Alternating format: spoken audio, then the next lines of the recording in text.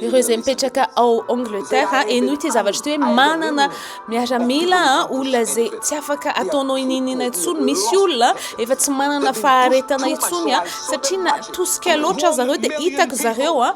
mandeha olona maro ary zay ny vavaon-tranga tamin'ny 13 volana septambra hoe kristianina amana tapitrisany mihitsy ny nivoaka zavatra tena tsy mampino zany zavatra namina ny lelan'Andriamanitra tamin'ny 12 ny volana aprily 2024 zany hoe zavatra nitranga tamin'ny faminaniana tamin'ny heritaona zany hoy izy hoe misy zavatra ohatrany hoe tsy apozinao mihitsy izy any amin'ny firenena tandrefana Andriamanitra nyteny hoe hoisy etsika faratapony zay tsy ho takatry ny saintsika mihitsy zany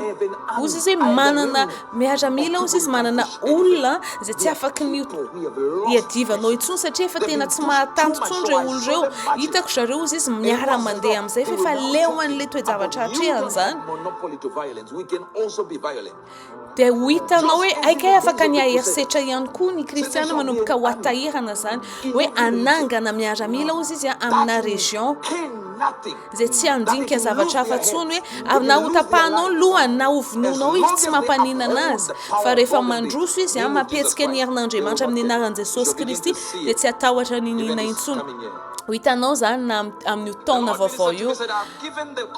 tamin'ny roa taona lasa indray ty faminaniana ity amin'ny conservatif fotoana ozy izy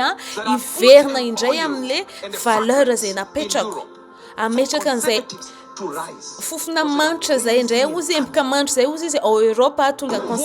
conservatif hisandratra indray hijoro indray dia zay ny vavaon-tranga tamin'ity volana septambra ty tamin'ny 13 volana septambra olona manatapitrisany ny olona nivoaka tao à Londres zany kristiany reo mijoro tamin'ny valeur-ny maha-kristiana zany